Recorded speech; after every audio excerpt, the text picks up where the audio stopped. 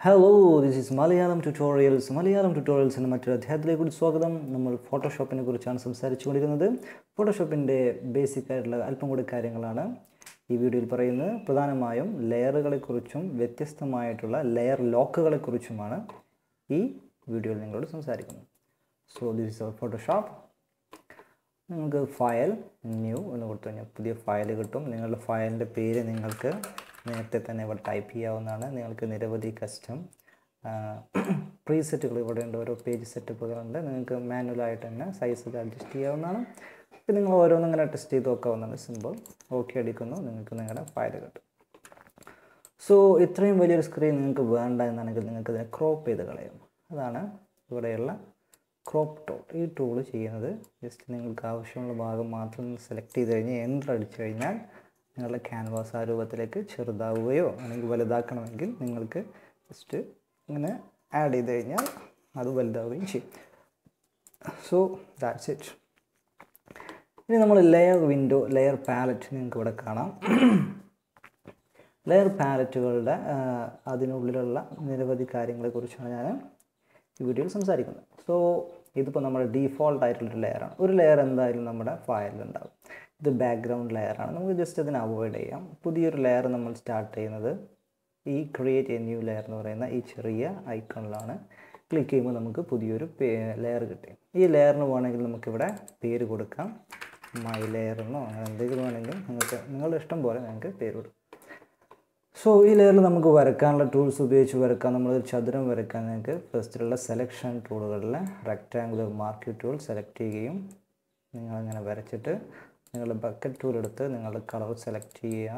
നിങ്ങൾക്ക് ഒരു സ്ക്വയർ അതിൽ വരക്കാം. ഈ സെലക്ഷൻ ഒഴിവാക്കാൻ നിങ്ങൾക്ക് control D for deselect. Okay, control D അടിച്ച് കഴിഞ്ഞാൽ നിങ്ങൾക്ക് ആ സെലക്ഷൻ ഒഴിവാക്കും. സോ ഇനി ഞാൻ മറ്റൊരു ലെയർ ആഡ് ചെയ്യുക. ഈ ലെയർ ആഡ് ചെയ്യുമ്പോൾ അതിന് തൊട്ട് മുകളിലായിട്ടാണ് നമ്മൾ ലെയർ ആഡ് ചെയ്തത് അല്ലേ. ഞാൻ ഇതിലൊരു വൃത്തമാണ് വരക്കാൻ പോകുന്നത്. അപ്പോൾ നമ്മൾ സെലക്ഷൻ ടൂളിൽ നിന്ന് എലിപ്റ്റിക്കൽ മാർക്ക് ടൂൾ, സർക്കിളിൻ്റെ ടൂൾ എടുത്തിട്ട് ഇങ്ങനെ വരക്കുമ്പോൾ നിങ്ങൾക്ക് ഒരു ഓവൽ ഷേപ്പ് വരക്കാം. ഷിഫ്റ്റ് പ്രസ് ചെയ്ത് കഴിഞ്ഞാൽ നിങ്ങൾക്കത് കറക്റ്റ് സർക്കിളായിട്ട് കിട്ടും. 360 ഡിഗ്രി സർക്കിളായി കിട്ടി. നമുക്കതിലേക്ക് ഒരു കളർ ഫില്ല് ചെയ്യാം. Control D deselect. ഇപ്പോൾ 2 ലെയറുകളിലാണ് നമ്മൾ വരച്ചിട്ടുള്ളത്. അപ്പോൾ മുകളിലുള്ള ലെയർ ഈ സർക്കിളിൻ്റെ ലെയറാണ്. നമ്മൾ ഇത് മുകളിൽ വെച്ചതുകൊണ്ട് തന്നെ സർക്കിൾ ഇപ്പോൾ റെക്റ്റാങ്കിളിൻ്റെ മുകളിലായിട്ടാണ് നമുക്ക് കാണുന്നത്.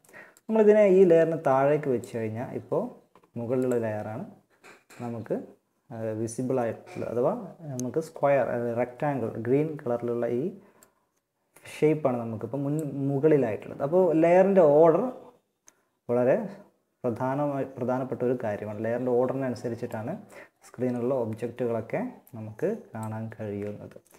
അപ്പോൾ ലെയർ ഓർഡർ എന്ന് പറയുന്നത് ഇമ്പോർട്ടൻ്റ് ആണെന്ന് കണ്ടു. ഇനി നമുക്കങ്ങനെ ഒരുപക്ഷെ നിരവധി ലെയറുകൾ ഉണ്ടാകാം. നിരവധി ലെയറുകൾ നമുക്ക് ചില ആപ്ലിക്കേഷനുകളിലൊക്കെ ആവശ്യമുണ്ടാകാം. അപ്പോൾ ഓരോ ലെയറിനും നമുക്ക് ഇവിടെ പോയി ഇങ്ങനെ സെലക്ട് ചെയ്യാൻ കഴിയില്ല. അപ്പോൾ നമുക്കിതിന് പേര് കൊടുക്കാം.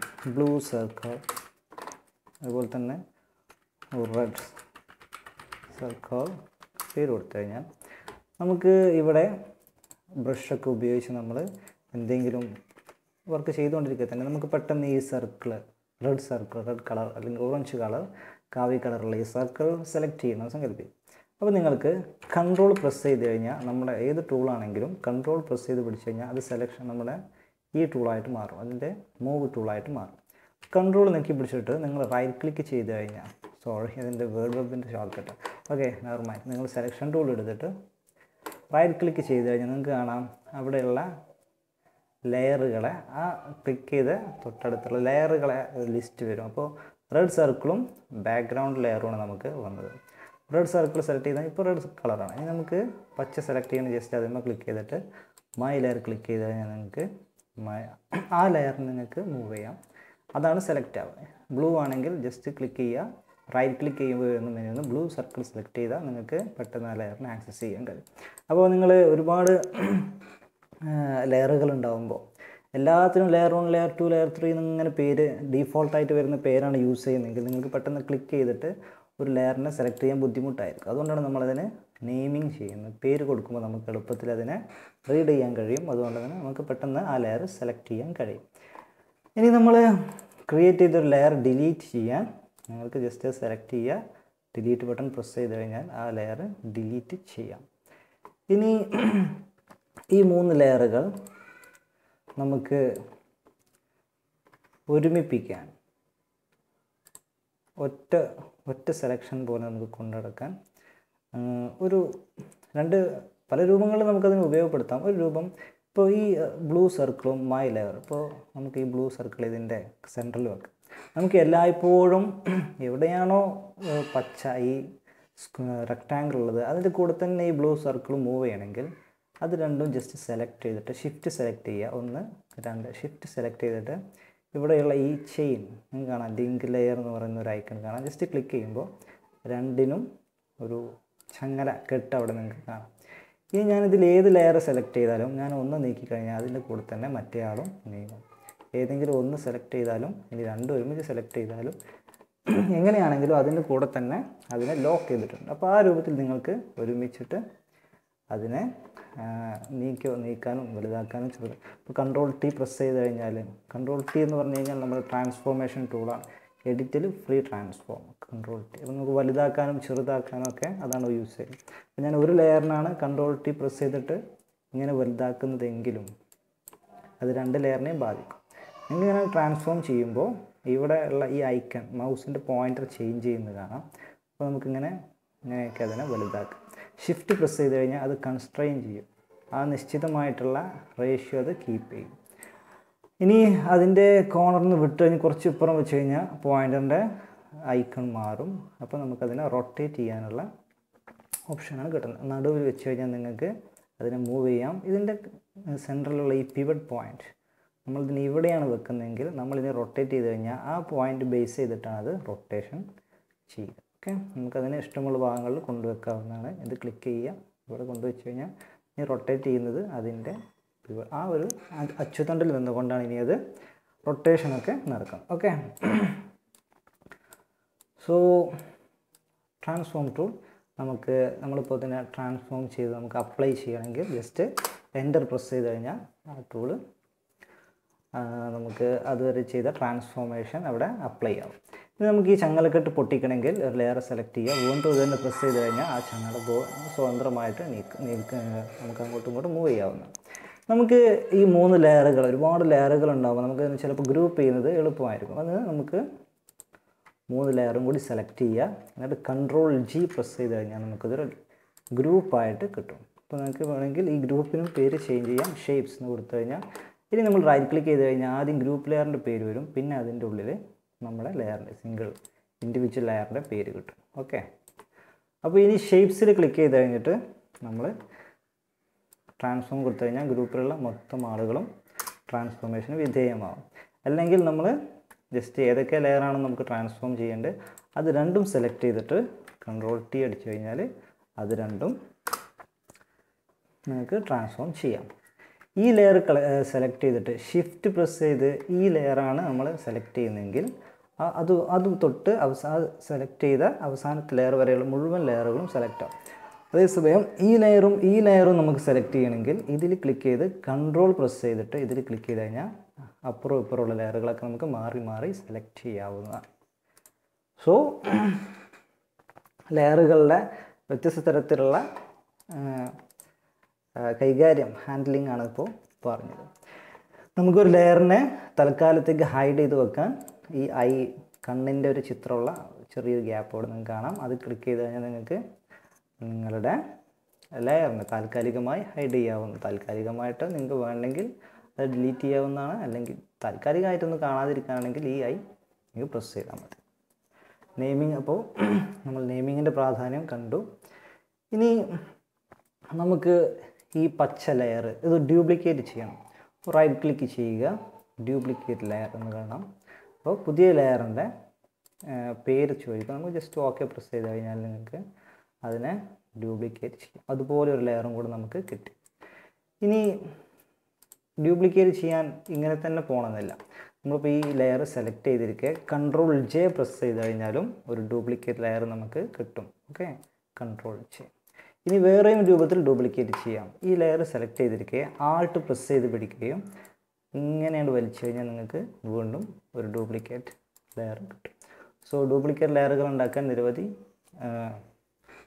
വഴികളുണ്ട്. 3 തരം നമ്മൾ പഠിച്ചു. ഒന്ന് റൈറ്റ് ക്ലിക്ക്, ഡ്യൂപ്ലിക്കേറ്റ്, അല്ലെങ്കിൽ Ctrl+J, അല്ലെങ്കിൽ Alt പ്രസ് ചെയ്തിട്ട് പിടിച്ച് വലിക്കുക.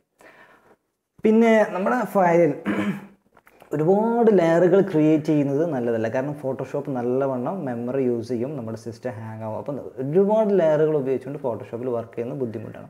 അതേസമയം ലെയറുകൾ പറ്റ കുറച്ചിട്ടും ചെയ്യുന്നത് നിങ്ങളുടെ വർക്കിന് ബുദ്ധിമുട്ടായിരിക്കും. അപ്പോൾ ഒരു മീഡിയം ലെവലിൽ ലെയറുകളെ അറേഞ്ച് ചെയ്ത് ഉപയോഗിക്കുന്നതാണ് ഭംഗി. പിന്നെ നമ്മൾ നേരത്തെ ഇങ്ങനെ ലെയറിനെ സെലക്ട് ചെയ്യുന്നത് പഠിച്ചു. നമുക്ക് ഓരോന്നിനെയും ഇങ്ങനെ സെലക്ട് ചെയ്ത് വർക്ക് ചെയ്യാനുള്ള ബുദ്ധിമുട്ടാണെന്ന് സങ്കല്പിക്കുക. ജസ്റ്റ് ക്ലിക്ക് ചെയ്യുമ്പോൾ തന്നെ ആ ലെയർ സെലക്ട് ചെയ്യണമെങ്കിൽ നിങ്ങൾ സെലക്ഷൻ ടൂൾ ഇവിടെ സെലക്ട് ആയിരിക്കുന്ന സമയത്ത് മുകളിൽ അതിൻ്റെ പ്രോപ്പർട്ടീസ് കാണാം. അതിൽ ഓട്ടോ സെലക്ട് ലെയർ നിങ്ങൾ ടിക്ക് ചെയ്ത് കഴിഞ്ഞാൽ പിന്നെ നിങ്ങൾക്ക് ജസ്റ്റ് ഇതിപ്പോൾ ബ്ലൂ കളർ സർക്കിളാണ് സെലക്ട് ചെയ്തിട്ടുള്ളത്. നമ്മൾ സ്ക്വയറിൽ ജസ്റ്റ് ക്ലിക്ക് ചെയ്യുന്നതോട് കൂടി ആ ലെയർ സെലക്ട് ആവും. ഇതിൽ ക്ലിക്ക് ചെയ്യുന്നതോട് കൂടി ഈ ലെയർ സെലക്ട് ആവും. ഇതിൽ ക്ലിക്ക് ചെയ്യുമ്പോൾ ഇത് സെലക്ട് ആവും. അപ്പോൾ ജസ്റ്റ് നമ്മുടെ ആ ഷേപ്പിൽ അല്ലെങ്കിൽ നമ്മൾ എന്താണോ കളർ ചെയ്തിട്ടുള്ളത് അതിൽ നിന്ന് ക്ലിക്ക് ചെയ്യുന്നതോട് കൂടിയിട്ട് ആ ലെയർ സെലക്ട് ആക്കാൻ ഈ രൂപത്തിൽ കഴിയും. പക്ഷേ ഇതിൻ്റെ ഒരു അപകടം എന്താണെന്ന് ചോദിച്ചാൽ നമ്മൾ അറിയാതെ ഒന്ന് ക്ലിക്ക് ചെയ്യുമ്പോൾ പോലും നമ്മൾ കറക്റ്റായിട്ട് പൊസിഷൻ ചെയ്ത് വെച്ച ഷേപ്പുകളൊക്കെ അബദ്ധവശാൽ അത് മാറിപ്പോകാൻ, അതിൻ്റെ പൊസിഷൻ മാറിപ്പോകാൻ ചാൻസ് ഉണ്ട്. അപ്പോൾ അത് സൂക്ഷിക്കണം. അതിന് different types of layer locks നമുക്ക് അതിനെ പ്രിവെൻറ്റ് ചെയ്യാൻ അവൈലബിൾ ആണ്. അഥവാ ഇപ്പോൾ ഈ ബ്ലൂ സർക്കിൾ എന്ത് തന്നെ സംഭവിച്ചാലും ആൾ സെൻട്രൽ തന്നെ നിൽക്കണം, അയാൾക്കൊന്നും സംഭവിക്കാൻ പാടില്ല, അയാൾ ഫിനിഷ് ചെയ്തിട്ടുണ്ട്, ഇനി അയാൾ പുറത്തൊരു കളിയില്ല എന്നാണെങ്കിൽ നമുക്ക് ആ ലെയർ സെലക്ട് ചെയ്തിട്ട് നിങ്ങൾക്ക് കാണാം ഇവിടെ ലോക്കുകൾ, 4 ടൈപ്പ് ലോക്കുകൾ കാണാം. ഇത് ലോക്ക് ചെയ്ത് കഴിഞ്ഞാൽ ഇവിടെ നമ്മൾ ഒരു ലോക്കിൻ്റെ ഐക്കൺ വന്നതായിട്ട് നിങ്ങൾക്ക് കാണാം. ഓക്കെ, ഇനി നമ്മൾ എന്ത് ചെയ്താലും ആ ലെയർ സെലക്ട് ആവില്ല. ഇപ്പുറം സെലക്ട് ആവും, ഇപ്പുറം സെലക്ട് ആവും, ഈ ലെയർ സെലക്ട് ആവില്ല. നമ്മൾ ബാക്ക്ഗ്രൗണ്ട് ലെയറും ഇതുപോലെ ലോക്കഡാണ്. ഈ ലോക്ക് നമുക്ക് റിലീസ് ചെയ്യാൻ ജസ്റ്റ് ഡബിൾ ക്ലിക്ക് ചെയ്തിട്ട് ഓക്കെ അടിച്ച് കഴിഞ്ഞാൽ ആ ലെയർ റിലീസ് ആവും. അതേസമയം ഇതിന് നമുക്ക് ഡബിൾ ക്ലിക്ക് ചെയ്ത് കഴിഞ്ഞാൽ റിലീസ് ചെയ്യാൻ കഴിയില്ല. ഇതിന് റിലീസ് ചെയ്യണമെങ്കിൽ ഇവിടെ പോയിട്ട് നമ്മൾ ഈ ബട്ടൺ തന്നെ വീണ്ടും ക്ലിക്ക് ചെയ്യുകയും ഇപ്പോൾ ലെയർ റിലീസായി നിങ്ങൾക്കതിനെ മൂവ് ചെയ്യാം. അപ്പോൾ നമ്മുടെ വർക്കിനിടയിൽ നമ്മൾ കംപ്ലീറ്റ് ആയിട്ടും ചെയ്ത് കഴിഞ്ഞ് ഇനി അനങ്ങരുതെന്ന് ഉറപ്പുള്ള കാര്യങ്ങൾ നിങ്ങൾക്ക് ഇങ്ങനെ ലോക്ക് ഇടാവുന്നതാണ്. അതേസമയം ഇവിടെ വേറെയും പല ടൈപ്പ് ലോക്കുകൾ നിങ്ങൾക്ക് കാണാം. അപ്പോൾ നമുക്ക് തൊട്ടടുത്തുള്ള ഈ ആങ്കർ പോലെയുള്ള ഒരു ക്രോസ് ഐക്കൺ ക്ലിക്ക് ചെയ്ത് നോക്കാം, ലോക്ക് പൊസിഷൻ. അപ്പോൾ നമുക്ക് വീണ്ടും ഇവിടെ ഒരു ലോക്ക് പ്രത്യക്ഷപ്പെട്ടു. അപ്പോൾ ലോക്ക് പൊസിഷൻ എന്ന് പറഞ്ഞു കഴിഞ്ഞാൽ നമുക്കിതിനെ മൂവ് ചെയ്യാൻ കഴിയില്ല. ബ്ലൂ സർക്കിളിനെ നമുക്ക് മൂവ് ചെയ്യാൻ കഴിയില്ല. കണ്ടോ, നമുക്ക് ഓട്ടോ സെലക്ട് ലെയർ എനേബിൾ ആയിരിക്കുക, നമുക്ക് ഇത് സെലക്ട് ചെയ്യാം, ഇത് സെലക്ട് ചെയ്യാം, ഇത് സെലക്ട് ചെയ്യാം. പക്ഷേ ഇതിനെ സെലക്ട് ചെയ്തിട്ട് നമുക്ക് മൂവ് ചെയ്യാൻ കഴിയില്ല. ഓക്കെ, പക്ഷേ അതേസമയം നമ്മൾ ആ ലെയർ സെലക്ട് ചെയ്തിട്ട് ബ്രഷ് എടുത്തിട്ട് നമ്മൾ ബ്രഷിൻ്റെ സൈസൊക്കെ വലുതാക്കിയിട്ട് ആ ലെയറിൽ നമുക്ക് വരക്കാൻ കഴിയും. ഓക്കെ, മൂവ് ചെയ്യാൻ കഴിയില്ല, പക്ഷേ അതിൽ നമുക്ക് വരക്കാൻ കഴിയും, നമുക്കതിനെ എറേസ് ചെയ്യാൻ കഴിയും. ആ രൂപത്തിലേക്ക് പറ്റും. പക്ഷേ അതിൻ്റെ മൂവ്മെൻറ്റ് മാത്രം നമ്മളതിനെ ഫിക്സ് ചെയ്യും. ഇനി അത് നമ്മൾ ഒഴിവാക്കി നമ്മൾ അടുത്തത് കാണാം ലോക്ക് ഇമേജ് പിക്സൽസ്. ഈ രൂപത്തിൽ നമുക്ക് ലോക്ക് ചെയ്ത് കഴിഞ്ഞാൽ ഇതിനെ നമുക്ക് മൂവ് ചെയ്യാൻ കഴിയും.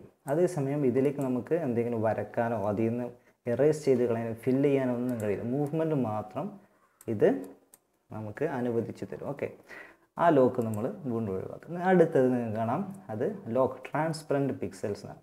ഇത് ക്ലിക്ക് ചെയ്ത് കഴിഞ്ഞാൽ ഇതിൻ്റെ ഇടയിലുള്ള ഈ ലെയറിൽ പുറത്തുള്ള ട്രാൻസ്പെറൻ്റ് ആയിട്ടുള്ള നമ്മളതിനെ ഒഴിവാക്കി കഴിഞ്ഞാൽ ഇവിടെയൊക്കെ ട്രാൻസ്പെറൻ്റ് ആണ്, ഇതൊക്കെ ലോക്ക് ചെയ്ത് തരും. ഇവിടെ മാത്രമേ നമുക്ക് അവൈലബിൾ ആയിട്ടുള്ളൂ. അപ്പോൾ ഞാനൊരു മറ്റൊരു കളർ എടുത്തിട്ട് ജസ്റ്റ് ഇതിൽ വരച്ച് കഴിഞ്ഞാൽ നിങ്ങൾക്ക് കാണാം അതിൻ്റെ പുറത്തേക്കൊന്നും ബ്രഷ് സ്ട്രോക്ക് പോകുന്നില്ല, ഓൺലി അതിനുള്ളിൽ മാത്രമേ വരുന്നുള്ളൂ. ഓക്കെ, സോ ലോക്ക് നമ്മൾ മറ്റ് സോഫ്റ്റ്വെയറുകളിൽ ഇതിന് ആൽഫ ലോക്ക് എന്നൊക്കെ പറയാനായിട്ട് അറിയാം. അപ്പോൾ ഇത് ട്രാൻസ്പെറൻ്റ് ആയിട്ടുള്ള അതിൻ്റെ ഏരിയകളൊക്കെ ലോക്ക് ചെയ്ത് അവിടെ നമുക്കൊന്നും ചെയ്യാൻ കഴിയില്ല. അല്ലാത്ത ഭാഗങ്ങളിൽ നമുക്ക് കളർ ചെയ്യാം, ഫില്ല് ചെയ്യാം, മറ്റു മാറ്റങ്ങൾക്ക് വിധേയമാക്കാം. നമ്മൾ Ctrl+T അടിച്ചു കഴിഞ്ഞിട്ട് അതിനെ ചെറുതാക്കാനും വലുതാക്കാനൊക്കെ നിങ്ങൾക്ക് സാധിക്കും. ഓക്കെ, സോ അതാണ് വ്യത്യസ്ത തരത്തിലുള്ള ലെയർ ലോക്കുകൾ. പിന്നെയുള്ളത് ബ്ലെൻഡിങ് മോഡുകളാണ്. അഥവാ ഓരോ ലെയറിനും ഓരോ കളർ ബ്ലെൻഡിങ് മോഡുകളുണ്ട്. ആ മോഡുകളാണ് ഇവിടെ കാണുന്ന നോർമൽ എന്ന് പറയുന്ന ഈ കോംബോ ബോക്സിലുള്ളത്. ഡ്രോപ്പ് ഡൗൺ ബോക്സാണ്. അത് ക്ലിക്ക് ചെയ്ത് കഴിഞ്ഞാൽ നിങ്ങൾക്ക് വ്യത്യസ്ത തരത്തിലുള്ള ബ്ലെൻഡിങ് മോഡുകൾ അവൈലബിൾ ആണ്. എന്താണ് ബ്ലെൻഡിങ് മോഡുകൾ? അപ്പോൾ നമ്മളിപ്പോൾ ഇവിടെ റെഡ് നമ്മുടെ കാവി സർക്കിൾ ഇവിടെ ഉണ്ട്. ബ്ലൂ സർക്കിൾ നമുക്കൊന്ന് വലുതാക്കി വെക്കാം. ഒക്കെ നമുക്ക് സോളിഡ് ആയിട്ടുള്ള ഫിക്സ്ഡ് കളറുകളാണ്. ഞാൻ ഈ ബ്ലൂ കളറിൻ്റെ ലെയർ സെലക്ട് ചെയ്തിട്ട് ഇതിൽ മൾട്ടിപ്ലൈ എന്ന് കൊടുത്തു കഴിഞ്ഞാൽ അതിൻ്റെ ബ്ലെൻഡിങ് മോഡ് ചേഞ്ച് ചെയ്ത് കഴിഞ്ഞാൽ നിങ്ങൾക്ക് കാണാം അതിനുള്ളിലൂടെ പിന്നിലുള്ള ഒബ്ജക്റ്റുകളെയൊക്കെ നമുക്ക് പ്രത്യേക തരത്തിൽ വിസിബിളായിട്ട് കാണാം. ഇനി മൾട്ടിപ്ലൈക്ക് പകരം കളർ ബേൺ കൊടുത്തു കഴിഞ്ഞാൽ അതിൻ്റെ ലുക്ക് മാറും. അപ്പോൾ വ്യത്യസ്ത തരത്തിലുള്ള കളർ കോമ്പിനേഷനുകൾ ഈ ബ്ലെൻഡിങ് മോഡുകളിലൂടെ നിങ്ങൾക്ക് കാണാവുന്നതാണ്. അങ്ങനെ ലെയറുകൾ പല രൂപത്തിൽ നിങ്ങൾക്ക് സെറ്റ് ചെയ്യാവുന്നതാണ്. ഓരോന്നിനും ഓരോന്നിൻ്റേതായിട്ടുള്ള വ്യത്യസ്തതകളുണ്ടാകാം. നിങ്ങൾക്ക് ഷേപ്പിനും ആ രൂപത്തിൽ തന്നെ നിങ്ങൾക്ക് സെറ്റ് ചെയ്യാവുന്ന. ഓക്കെ, നമുക്കതൊക്കെ നോർമലിലേക്ക് തിരിച്ചു കൊണ്ടുവരാൻ. നോർമൽ. ഓക്കെ, അപ്പോൾ ബ്ലെൻഡിങ് മോഡുകൾ അതാണ്. ഇനി ഓരോ ലെയറിൻ്റെയും ഒപ്പാസിറ്റി നിങ്ങൾക്കിവിടെ അഡ്ജസ്റ്റ് ചെയ്യാവുന്നതാണ്. ഫില്ലും ഏകദേശം കളർ മിക്സിങ്ങുമായിട്ട് ബന്ധപ്പെട്ട ഒരു സംഗതിയാണെന്നാണ് എനിക്ക് തോന്നുന്നത്. എനിക്ക് അതിനെക്കുറിച്ച് ഡീറ്റെയിൽ ആയിട്ട് അറിയില്ല. എനിവേ ഞാൻ ഉപയോഗിക്കാറുമില്ല. പിന്നെ നിങ്ങൾക്ക് ഇവിടെയുള്ള തമ്പനെയിൽസിൻ്റെ വലിപ്പം നോ തമ്പനെയിൽസ് എന്നാണെങ്കിൽ തമ്പനെയിലുകൾ ഒന്നും കാണില്ല. സ്മോൾ ആണെങ്കിൽ ചെറുതായിട്ട് കാണും, മീഡിയം ആണെങ്കിൽ മീഡിയം സൈസിൽ, ലാർജ് ആണെങ്കിൽ ലാർജ് സൈസ്. സോ ബ്ലെൻഡിങ് മോഡുകൾ അതാണ്. നമ്മൾ ഗ്രൂപ്പ് ലെയറുകളെ കുറിച്ചും പഠിച്ചു. ഇനി ഒന്നാണ് ടെക്സ്റ്റ് ലെയറുകൾ. നമ്മൾ ബ്രഷ് ചെയ്യാനൊക്കെ ബ്രഷ് കൊണ്ട് വരയ്ക്കാനൊക്കെ ഓരോ ലെയറുകൾ നമ്മൾ ആഡ് ചെയ്തു. അതേസമയം ടെക്സ്റ്റ് ടൂളുകൾ നമ്മൾ ക്ലിക്ക് ചെയ്ത് കഴിഞ്ഞ് ജസ്റ്റ് ഇതാണ് ടെക്സ്റ്റ് ടൂൾ T ക്ലിക്ക് ചെയ്ത് കഴിഞ്ഞാൽ ഓട്ടോമാറ്റിക്കലി അതിനൊരു ടെക്സ്റ്റ് ലെയർ ഇവിടെ അവൈലബിൾ ആയിരിക്കും. സോ ടെക്സ്റ്റ് ലെയറുകൾ നമ്മൾ ക്രിയേറ്റ് ചെയ്യേണ്ടതില്ല, അത് ഓട്ടോമാറ്റിക്കലി ക്രിയേറ്റ് ചെയ്യും. ടെക്സ്റ്റ് നമ്മളിവിടെ ഒരു ലെയറായിട്ട് വ്യത്യസ്ത തരത്തിലുള്ള ഒരു വ്യത്യാസമുണ്ടല്ലോ ഈ ലെയറുകളുടെ ടൈപ്പുകൾ തമ്മിൽ. ഈ ടെക്സ്റ്റ് ലെയറിൽ നമ്മൾ ബ്രഷ് ഉപയോഗിച്ചുകൊണ്ട് എന്തെങ്കിലും ചെയ്യാനോ അല്ലെങ്കിൽ ഫില്ല് ഉപയോഗിച്ച് കളർ ചെയ്യാനോ അതിൻ്റെ പിക്സലിനെ നമുക്കധികം ചേഞ്ച് ചെയ്യാൻ കളറിങ്ങിൽ സാധിക്കില്ല. അതേസമയം നമുക്കതിനെ ട്രാൻസ്ഫോം ചെയ്യാം. Ctrl+T ഉപയോഗിച്ചിട്ട് നമുക്ക് അതിനെ വലുതാക്കാം, ചെറുതാക്കാം. ഇനി ഈ ടെക്സ്റ്റിൻ്റെ പ്രോപ്പർട്ടീസ് നിങ്ങൾക്ക് സെറ്റ് ചെയ്യാൻ വിൻഡോയിൽ ക്യാരക്ടർ എന്ന് പറയുന്ന പാലറ്റ് ഓപ്പൺ ചെയ്യുക. നിങ്ങൾക്ക് ടെക്സ്റ്റിൻ്റെ കളർ ചേഞ്ച് ചെയ്യാം, ടെക്സ്റ്റ് ഫോണ്ട് സൈസ് നിങ്ങൾക്ക് ചേഞ്ച് ചെയ്യാം, അതുപോലെ തന്നെ ഫോണ്ടിൻ്റെ വലുപ്പം, ഫോണ്ടിൻ്റെ ടൈപ്പ്, വ്യത്യസ്ത തരത്തിലുള്ള പ്രോപ്പർട്ടീസ് ഇവിടെ അവൈലബിൾ ആണ്. നിങ്ങൾക്ക് ഓരോന്നും ടെക്സ്റ്റ് ടൂൾ എടുത്തിട്ട് ഒരു ടെക്സ്റ്റ് ടൈപ്പ് ചെയ്ത് വിൻഡോയിൽ ക്യാരക്ടർ പാലറ്റ് തുറന്നിട്ട് ചെക്ക് ചെയ്യാവുന്നതാണ്. സോ ഈ വീഡിയോയിൽ ക്ലോസ് ചെയ്തിട്ടൊന്നും പോകുന്നില്ല. സോ ഈ വീഡിയോയിൽ ഇത്രയും കാര്യങ്ങളാണ് നിങ്ങളോട് സംസാരിക്കാനുള്ളത്. ലെയർ പാലറ്റിനെ നമ്മൾ അടുത്ത് പരിചയപ്പെട്ടു. അടുത്ത വീഡിയോയിൽ കൂടുതൽ ബേസിക് ആയിട്ടുള്ള കാര്യങ്ങളുമായി കാണാം. ഈ വീഡിയോ ഇഷ്ടപ്പെട്ടാൽ നിങ്ങൾ ലൈക്ക് ചെയ്യുമല്ലോ. നിങ്ങളുടെ കൂട്ടുകാരുമായി ഈ വീഡിയോ ഷെയർ ചെയ്യുക. അടുത്ത വീഡിയോയിൽ കാണാം. അതുവരെ ഗുഡ് ബൈ.